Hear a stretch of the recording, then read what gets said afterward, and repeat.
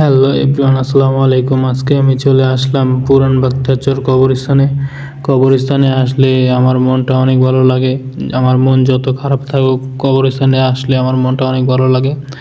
আর কিছু কিছু মানুষ আছে যে নিজেরে কি না কি মনে করে যে টাকা আছে অনেক, আমার মন অনেক ভালো আছে।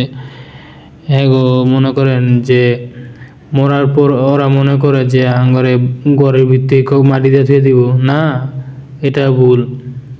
দিন দিন শেষে আমাদের সবার আসতে হবে এই কবরে, এই মাটিতে। কিন্তু যারা অহংকার করে, টাকা আছে অনেক, শরীরে শক্তি আছে, শক্তির জোরে, টাকার জোরে মানুষই মনে করে না।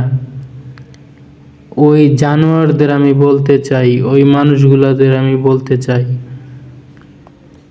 যে সবার মরতে হইব, সবার এই জায়গায় আইতে হইব। একটা বার মাটির দিকে তাকায়া অহংকার করা বাদ দাও।